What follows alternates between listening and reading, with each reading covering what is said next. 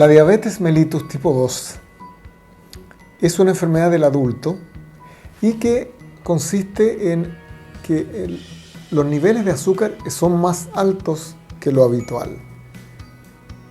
Tener el azúcar sobre los niveles normales es un riesgo porque esta azúcar se une a las distintas proteínas de todos los tejidos, dañando muchos órganos.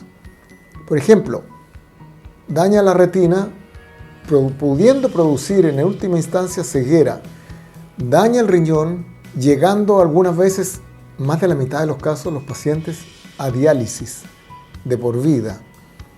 Daña estructuras nerviosas periféricas, perdiendo sensibilidad del paciente y motilidad de algunos órganos.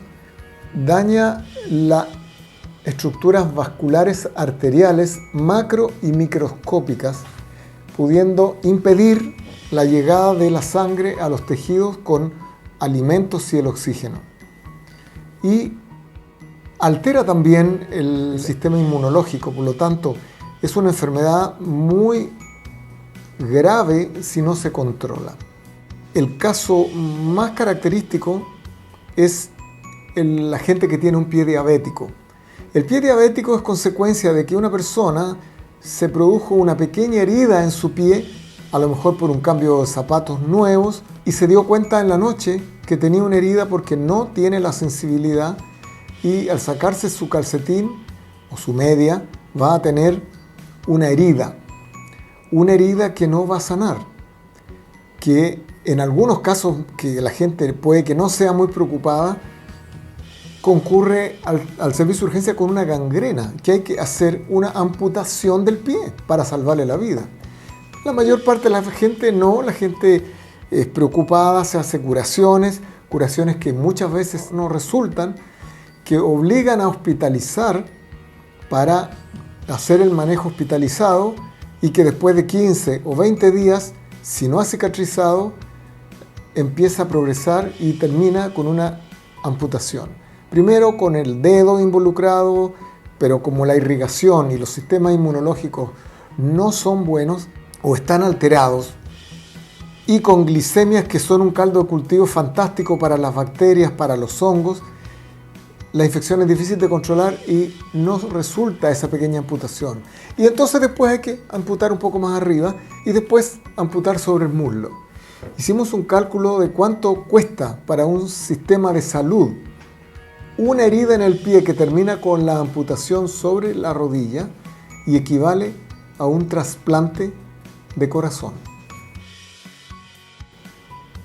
Si se revisan las hospitalizaciones, el 40% de ellas son diabéticos complicados. O sea, esta es una enfermedad que es muy dolorosa y dramática para el paciente y muy cara para la salud estatal o privada. De tal manera que debiera ser enfrentada con mucha energía y como una de las primeras opciones. ¿Qué es entonces esta glicemia elevada? ¿Por qué se produjo, más bien dicho, esta glicemia elevada? Bueno, primero porque los pacientes empiezan a tener resistencia a la insulina, que es una hormona que produce el páncreas para que pueda entrar el azúcar a la mayoría de las células del cuerpo.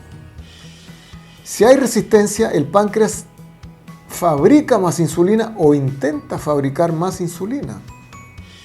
Y a veces produce mucha y de repente entra toda brusca a las células y se producen hipoglicemias. O sea, le baja mucho el azúcar, pero es transitorio y es peligroso también. Pero lo que normalmente ocurre es que el páncreas termina cansándose de producir insulina porque las células que producen insulina en el páncreas se van muriendo. Se van muriendo también por acción de esta azúcar elevada, pero se van muriendo porque es parte de la enfermedad. La enfermedad produce muerte de las células que producen insulina en el páncreas. Entonces la diabetes tiene la azúcar elevada porque hay resistencia a la insulina y las células que producen insulina se van muriendo. Hay tratamientos que logran disminuir la resistencia a la insulina, son tratamientos orales. Hay tratamientos que bajan el azúcar pero no tienen la eficacia que se requiere a medida que las células que producen insulina se van muriendo. Hay medicamentos que impiden la absorción de azúcar, que dan muchas molestias digestivas. Hay otros que que aumentan la excreción de azúcar por la orina, que aumenta el riesgo de infecciones urinarias y vaginales. Pero no hay tratamiento para la diabetes. Hay un intento de control de los niveles de azúcar, pero la célula va muriendo y no hay tratamiento médico para eso. ¿Qué pasó con la cirugía bariátrica?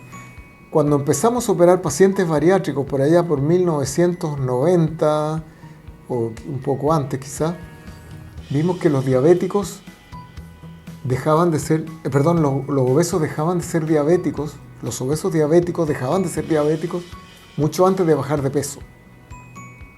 La baja de peso es muy importante porque el tejido graso produce una serie de compuestos que son antagonistas de la insulina. Así como el estrés produce catecolaminas que son también antagonistas de la insulina y los pacientes diabéticos sometidos a estrés se descompensan. Los pacientes obesos diabéticos se descompensan por toda esta abrumadora cantidad de productos antagonistas de la insulina que libera. Por lo tanto, uno de los consejos fundamentales en la diabetes es que el paciente baje de peso. Pero aquí vimos que con la cirugía, antes de que bajaran de peso, a la semana ya tenían niveles de azúcares normales o en descenso dramático. Entonces se empezó a investigar y se encontró que esto es consecuencia de una liberación de unas hormonas en el intestino, consecuencias de la cirugía. Déjenme mostrarle alguna de estas características. Si ustedes ven aquí, ya el paciente fue operado, se le sacó el estómago izquierdo, deja de producirse grelina. Esto es transitorio porque después el organismo produce grelina. ¿Qué es la grelina? Es una hormona que produce apetito, que es responsable para que el ser humano sobreviva. Bueno, pero es antagonista de la insulina. Pasando por el duodeno se libera una hormona GIP, que es una hormona extraordinaria como antidiabetogénica. Pareciera ser que hay alguna resistencia de las células a esta misma hormona como lo hay a la insulina, porque los pacientes, a pesar de tener una hormona tan extraordinaria, tienen niveles elevadísimos de GIP. Pero no les quiero complicar con esto. Lo importante es que al saltarte los primeros metros de intestino, vuelve a llegar alimento donde en la prehistoria llegaba cuando se comían productos muy poco procesados, y al llegar el alimento aquí se liberan un par de hormonas que son extraordinarias: el GLP-1 y el polipéptido tirosina. Estas hormonas, además de producir saciedad, sobre todo el GLP-1, déjeme mostrarle, actúa en el cerebro bajando el apetito. Tiene neuroprotección de las células cerebrales. Disminuye el vaciamiento del estómago. Es cardioprotectora. Es una hormona mágica. Disminuye la producción de glucosa en el hígado. Y aumenta la sensibilidad tisular del músculo y de grasa a la insulina. Y lo más importante, disminuye la muerte de las células beta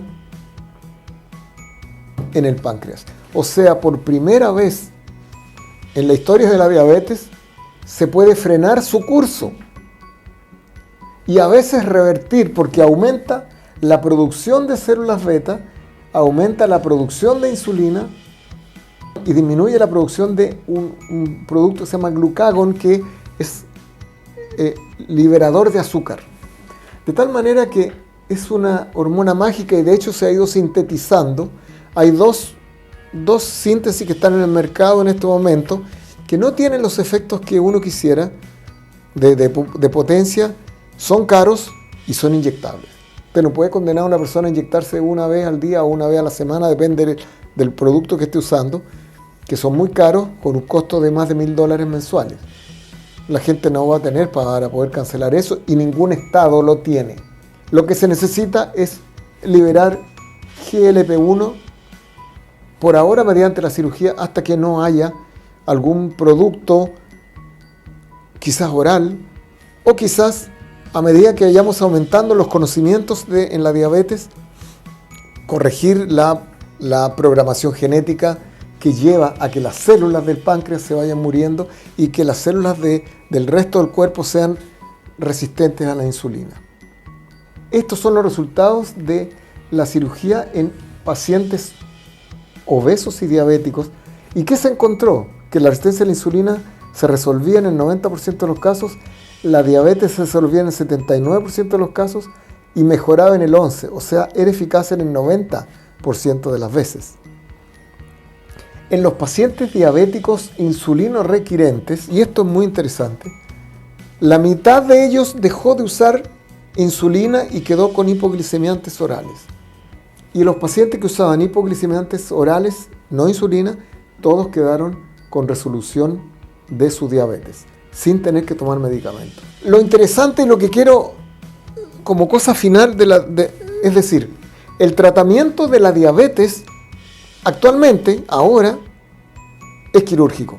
Uno debiera operar el paciente primero y después enviárselo al diabetólogo, o que el diabetólogo le regule su glicemia primero, lo operamos y después lo controlará, pero el tratamiento de la diabetes es quirúrgico, no médico, porque es la única alternativa para frenar la muerte de las células beta en el páncreas.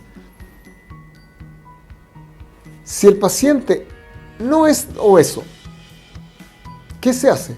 Bueno, liberar esa hormona que se llama GLP-1. ¿Y cómo se hace? Haciendo un simple bypass yeyunal. Procedimiento que es laparoscópico, casi ambulatorio, puede ser ambulatorio, y hace que el organismo cada vez que coma la persona libere GLP-1.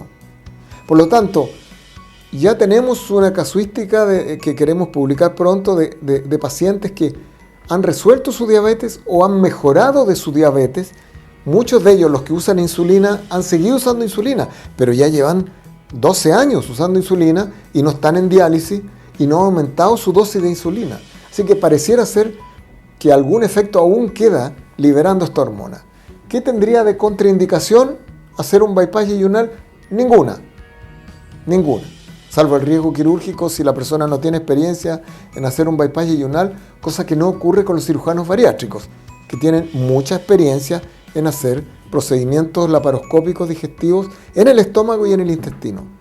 Por tanto, como cosa final y que crea un poco de conflicto porque dicen el tratamiento de la diabetes con medicamentos, no, el tratamiento de la diabetes no existía. Había un control de su glicemia, pero no había tratamiento de la diabetes.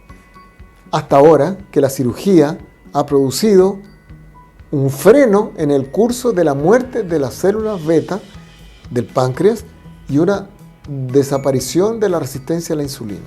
Además que si son obesos, dejan de ser obesos.